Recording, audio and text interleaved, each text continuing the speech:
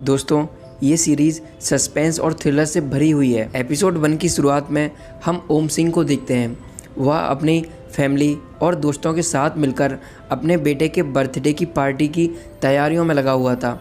वहाँ पर उनके कलीग्स भी थे। तभी उन सभी लोगों को स्कूल से कॉल आता है और वह लोग तुरंत स्कूल की तरफ भागते हैं और ओम सिंह भी तुरंत स्कूल की तरफ भागता है। फिर सीन यहाँ से कट हो जाता है। वहीं हमें काफ़ी बाद का सीन दिखाया जाता है जहां हम ओम सिंह को देख सकते हैं कि वह एक डिटेक्टिव है और उसे एक केस के सिलसिले से वहां पर बुलाया जाता है। दरअसल एक बिजनेसमैन की बेटी काफ़ी समय से मिल नहीं रही थी। मिस्टर रॉय की बेटी काफ़ी समय से मिसिंग थी। उसे बताया जाता है कि लास्ट टाइम जब वह होटल गए थे तो वह ही उनकी बेटी से आखिरी मुलाकात थी और ना ही अब तक फिरौती मांगने के लिए कॉल आया। ओम सिंह पूछता है कि होटल में क्यों रुकते हो जब घर में इतना बड़ा स्पेस है। इन बातों से रॉय चिनक जाता है और गुस्से में ओम सिंह से कहता है कि जब तुम्हारा बच्चा खोएगा तब तुम्हें पता चलेगा, और उसे गाली देकर वहाँ से चला जाता है। उसका बाप उसे यह भी बताता है कि उसकी बेटी हॉस्टल में अपनी रूममेट के साथ रहती थी।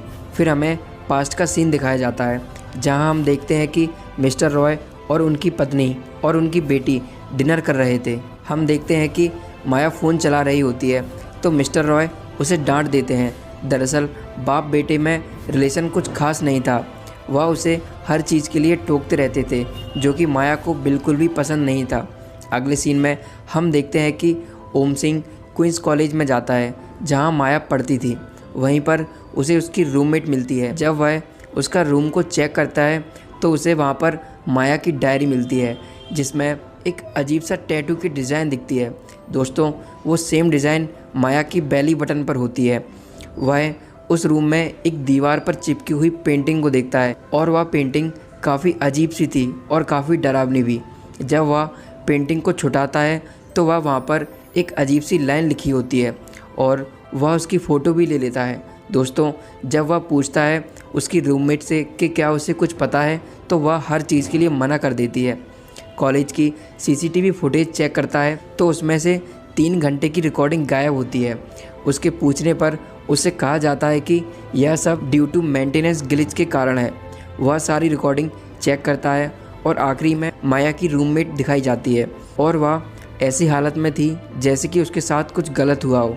जब वह दोबारा उसकी रूममेट के पास जाता है तो वह उसे बताती है कि जब वह माया के साथ उसके फादर से मिलने गई थी तो वहाँ पर माया और फादर में नोकझोंक सी हुई और फिर माया सोने चली गई। हम देख सकते हैं कि मिस्टर रॉय माया की दोस्त को ड्रिंक ऑफ़र करते हैं और उसे साथ में सोने के लिए मजबूर भी कर लेते हैं। ओम सिंह अपने कलीग्स को बताता है कि मिस्टर रॉय अपनी बेटी की बेस्ट फ्रेंड के साथ सोया था और साला मुझे गालियाँ दे रहा था कि जब मेरा बेटा गायब होगा तब मुझे पता चलेगा कि कैसा फ़ील होता है। उसकी कलीग उसके बर्थडे के लिए छोटा सा केक भी लेकर आती है। तभी उसे एक कॉल आता है कि एक डेड बॉडी मिली है होटल लैम्बर्ट के पीछे एक लेक में। जब वह वहाँ पहुँचता है तो वह देखता है कि उस बॉडी पर सेम टैटू होता है जैसा कि माया की बेली बटन पर था। और दोस्तों, उसी के साथ ये एपिसोड यहीं पर ख़त्म हो जाता है। एपिसोड 2 की शुरुआत में हम देखते हैं कि डॉक्टर ओम सिंह को बता रहे होते हैं कि माया की बॉडी पर किसी भारी चीज़ से हमला किया गया है। वह ये भी कहता है कि शायद 12 से 1 बजे के बीच उसे मारा गया होगा। वहीं उसे याद आता है कि रॉय भी कुछ उसी समय होटल से निकला था। उसकी कलीग कैथरीन उससे कहती है कि क्यों ना हम रॉय का डीएनए सैंपल लें। दोस्तों, रॉय वहाँ आता है और वह बॉडी देखने के बाद कहता है कि ये बॉडी माया की नहीं है। पर दोस्तों, ओम सिंह उसे बताता है कि इसके बेली बटन पर ठीक वैसा ही टैटू है जैसा कि माया के बेली बटन पर था और कपड़े भी सेम हैं। वहीं दोस्तों, वह रॉय को ये भी बताता है कि कॉलेज की 3 घंटे की रिकॉर्डिंग गायब थी। वहीं रॉय को लगता है कि ओम सिंह उस पर शक कर रहा है तो वह उस पर चिल्लाने लगता है और उसके सीनियर से उसकी कंप्लेंट भी कर देता है।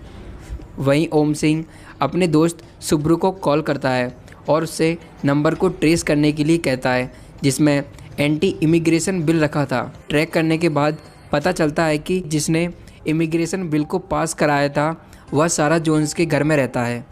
फिर हमें कुछ दिन पहले का सीन दिखाया जाता है, जहां हम देखते हैं कि माया की रूममेट उससे कहती है कि तुम्हारे पिताजी कुछ ठीक नहीं हैं, और वह फोटेज भी दिखाती है। वह ये भी बताती है कि उसके पिताजी ने उसके साथ कितना गलत किया। फिर सीन प्रेजेंट में शिफ्ट होता है और हम ओम सिंह को देखते हैं। ओम सिंह माया की मॉम से मिलता है, पर दोस्तों उसे माया की मॉम से कुछ खास पता नहीं चलता। वहीं पर उसे एक ऐसा रूम दिखता है जिसमें जाने से माया की मॉम उसे मना करती हैं, पर वह उन्हें डायरी लेने के बहाने से भेज देता है और ख़ुद उस रूम में घुस जाता है, जहां उसे इमिग्रेशन से जुड़े कुछ दस्तावेज़ मिलते हैं। सारा जोन्स की पेन भी वहां पर होती है। वह उन सारे डॉक्यूमेंट्स की फ़ोटो खींच लेता है और पेन को अपने साथ रख लेता है। माया की मॉम जब वहाँ पर आती हैं तो वह उस पर चिल्लाने लगती हैं। इसी वजह से उसे वहाँ से जाना पड़ता है। वहीं सीन पास्ट में शिफ्ट होता है। माया अपने पिताजी से कहती है कि आपके ऊपर 45 लड़कियों ने केस किया है। वहीं पर वह उसे अपनी रूममेट वाली वीडियो भी दिखाती है। वहीं वह डिनाई करता है कि उसने ऐसा कुछ भी नहीं किया। वह उस पर चिल्लाने लगता है और माया से कहता है कि हम रूम में बात कर सकते हैं। और दोस्तों फिर हम देखते हैं कि उसके बाद वाली भी फुटेज सीसीटीवी से गायब थी। वहीं पर प्रेजेंट में ओम सिंह को एक आदमी मिलता है जिसने कि उस रात रॉय को उस लेक के पास देखा था। दोस्तों उस आदमी से पूछताछ के दौरान उसे यह भी पता चलता है कि उस आदमी का घर वहीं पर है जहां पर ओम सिंह पहले अपनी फैमिली के साथ रहता था। वह पूछताछ करने के लिए निकल पड़ता है, जहां उसे जंगल में कुछ एविडेंस मिलते हैं। वह हरी के पड़ोसियों से पूछताछ करता है। यहाँ हम देखते हैं कि कोई भी व्यक्ति ओम से बात नहीं करता। दोस्तों ये कहानी अलग है, पर एक लड़की उससे बात करने को तैयार हो जाती है। वह होटल में रिसेप्शनिस्ट है। उसका नाम उर्साला है। दोस्तों उर्साला बताती है कि उसकी बेटी ने उस रात किसी को लेक में बैग को फेंकता देखा था। वह उसकी बेटी से मिलने स्कूल में जाता है। दोस्तों उसके पुराने जख्म हरे हो जाते हैं क्योंकि वह स्कूल उसके बेटे का भी था। वही इन्वेस्टिगेशन के दौरान ओम को कॉल आता है और वह सीधा जेल में चला जाता है और वह वहाँ पर अपने बेटे से मिलता है।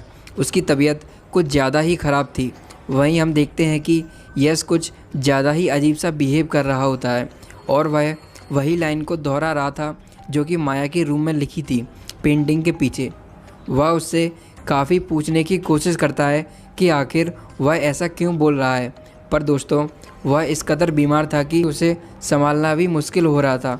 इसी के साथ ये एपिसोड यहीं पर ख़त्म हो जाता है। एपिसोड 3 की शुरुआत में हमें वही घटना दिखाई जाती है जिसकी वजह से ओम को विज़न आते हैं और वह इन्हेलर और दवाइयों का इस्तेमाल करता है। जैसा कि हमने एपिसोड 1 की शुरुआत में देखा था कि ओम भागता हुआ एक स्कूल में आता है जहां पर कुल 25 बच्चों को गोली मारकर उनकी हत्या कर दी जाती है। ओम को कई लाशें दिखाई देती हैं।